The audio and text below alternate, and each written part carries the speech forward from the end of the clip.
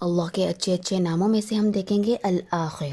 سورۃ الحدید میں اللہ تعالیٰ کا فرمان ہے هو الاول والآخر والظاہر والباطن وهو بكل شيء علیم۔ وہ اول ہے اور آخر ہے، ظاہر ہے اور باطن ہے، اور وہ ہر چیز کا علم رکھنے والا ہے۔ اللہ تعالیٰ الآخر ہے، بلا انتہا، یعنی جس کا کوئی اینڈ نہیں۔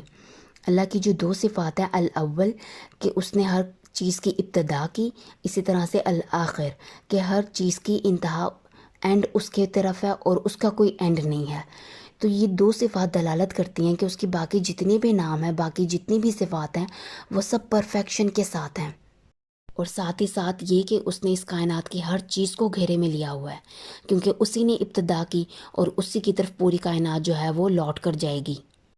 ہم دیکھیں کہ اللہ تعالیٰ نے یہ ساری کائنات میں سب کچھ بنایا۔ قرآن میں اللہ تعالیٰ نے بہت سی جگہوں پر بتایا کہ قیامت والے دن جو ہے یہ آسمان پھٹ جائے گا، جو ہے ستارے بکھر جائیں گے۔ اس طرح کی جتنی بھی آیتیں ہیں، ہم نے کبھی ان پہ غور ہی نہیں کیا کہ وہ ساری اتھارٹی جو ہے وہ اللہ تعالیٰ کی ہے، اسی لیے وہ اس کائنات میں جو کچھ چاہے کر سکتا ہے۔ یہ ساری کائنات کی ہر مخلوق جو ہے اسی کی طرف لوٹ کر جائے گی۔ پھر جب ہم انسان کی بات کریں تو انسان اللہ تعالیٰ کی سب سے اہم مخلوق ہے، جس کو اللہ نے شعور دیا ہے اپنی پہچان کے لیے۔ تو انسان کو بھی اللہ تعالیٰ نے بتایا کہ تم نے لوٹ کر میرے پاس ہی آنا ہے۔ ہماری زندگی، ہماری موت، ہماری زندگی کے سارے معاملات سب اللہ کی طرف ہی رجوع پاتے ہیں، چاہے ہماری مرضی سے ہوں، چاہے ہماری مرضی نہ شامل ہو اس میں۔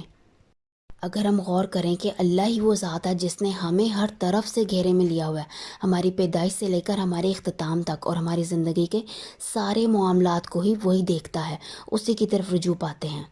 پھر اسی طرح ہم دیکھیں کہ اس کائنات میں اللہ تعالیٰ نے اسباب بنائے ہیں، جیسے کہ والدین ہوتے ہیں تو ان کے ذریعے سے اولاد پیدا ہوتی ہے۔ اسی طرح سے ہماری زندگی کے باقی سارے معاملات ہوتے ہیں کہ ہم یہ کام کریں گے تو ہمارا یہ کام ہوگا، ایفرٹ نہیں کریں گے، اٹھ کر پانی کا گلاس نہیں پکڑیں گے تو پانی ہمارے منہ کے اندر نہیں جا سکتا۔ تو ہمارے لیے اللہ تعالیٰ نے اسباب بنائے ہیں، اس کائنات کے سارے معاملات کے لیے اللہ تعالیٰ نے اسباب بنائے ہیں۔ لیکن اللہ تعالیٰ تو اسباب کا محتاج نہیں ہے، اسی نے اس کائنات کی ابتدا کی اور اسی کی طرف انتہا ہے بغیر کسی اسباب کے۔ اور پھر یہ ساری مخلوقات جو ہیں یہ تو اللہ تعالیٰ کی موجودگی کو اس وقت بتاتی ہیں کہ ایک ذات ہے جس نے اتنی مخلوقات بنائی۔ تو جب یہ مخلوقات نہیں ہوں گی وہ تب بھی موجود ہوگا، یعنی یہ مخلوقات جو ہیں نا یہ اس کی ذات کی موجودگی کی سبب کو ظاہر نہیں کرتی، وہ ہمیشہ سے ہے اور ہمیشہ رہے گا، وہی آخر ہے۔ اور پھر ساری مخلوقات نے جو ہلاک ہونا ہے اس کے بارے میں اللہ تعالیٰ نے بتایا سورۃ رحمان میں، کلو من علیہا فان، ہر چیز فنا ہونے والی ہے، وَيَبْقَى وَجْهُ رَبِّكَ ذُو الْجَلَالِ وَالْإِكْرَامِ، اور تیرے رب کا چہرہ باقی رہے گا جو عزت والا، جلال والا ہے۔ پھر اسی طرح سورۃ النجم میں اللہ تعالیٰ کا فرمان ہے وَأَنَّ إِلَىٰ رَبِّكَ الْمُنتَهَىٰ، اور بے شک تیرے رب ہی کی طرف جا کر ٹھہرنا ہے، یعنی انتہا تیرے رب کی طرف ہے۔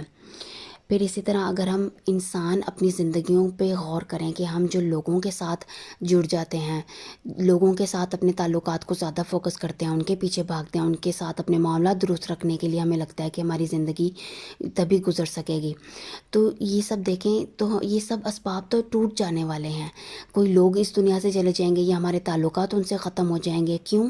کیونکہ یہ کائنات اللہ تعالیٰ نے فنا کے ساتھ رکھی ہوئی ہے، اس کائنات میں ہر تعلق کو، ہر معاملے کو زوال ہے، لیکن اللہ تعالیٰ جو ہے وہ ہمیشہ سے ہے۔ تو انسان کے لیے تو یہ بات زیب بھی نہیں دیتی کہ وہ لوگوں کے پیچھے بھاگے یا اپنی ذات کو سب کچھ سمجھ لے۔ ہمیں تو اس ذات کو فوکس میں رکھنا چاہیے جو ہمیشہ ہے، جس کو کبھی موت ہی نہیں ہے، اگر میں نہیں بھی ہوں گی تب بھی وہ زندہ ہوگا، اتنی بڑی پاورفل ہستی ہے۔ تو پھر ہمیں اپنے سارے معاملات، کیونکہ الٹیمیٹلی رجوع اسی کی طرف پاتے ہیں، ہوتا وہی ہے جو وہ چاہتا ہے، اس کی اجازت سے ہوتا ہے سارا کچھ۔ جیسے کہ اس کائنات میں سارے معاملات انسانوں کی زندگی کے وہ اللہ کی اجازت سے ہوتے ہیں، بہت سے معاملات میں اللہ کی مرضی شامل نہیں ہے، کیوں؟ کیونکہ اللہ تعالیٰ نے انسان کو اختیار دیا ہے اور انسان اپنی چوائس سے وہ کام کرتا ہے۔ جیسے کہ اللہ تعالیٰ نے ہمیں بتایا کہ یہ گناہ کا یہ والا کام کرو گے تو تمہارے لیے عذاب لکھا جائے گا، تو ہم جب وہ کریں گے تو ہم عذاب کے مستحق ہوں گے۔ اس نے تو ہمیں پہچان کرا دی اور ساتھ ہی ساتھ ہمیں بھی اختیار دیا کہ اپنی مرضی سے چوز کرو۔ تو یہ اختیار جو اللہ تعالیٰ نے ہمیں دیا ہے یہ بہت بڑی اللہ تعالیٰ کی ہمارے اوپر نعمت ہے۔ یعنی اس بات سے ظاہر ہوا کہ جتنے بھی ہمارے معاملات ہیں ہماری مرضی یا غیر مرضی کے ساتھ بھی اللہ تعالیٰ کی طرف ہی رجوع پاتے ہیں، تو ہمیں الٹیمیٹلی کیا کرنا ہے کہ ہمیں اپنے سارے معاملات اللہ کی طرف ہی لوٹانے ہیں، یعنی اسی کو سب کچھ سمجھتے ہوئے ہمیں اپنی زندگی گزارنی چاہیے کہ وہی ذات ہے، اینڈ پر اسی کے پاس جانا ہے، اسی نے میرے سارے معاملات کو ڈیل کرنا ہے، اور دنیا میں بھی ہوگا وہی جو وہ چاہے گا، تو پھر کیوں نہ اسی کی رضا کے مطابق زندگی گزاری جائے۔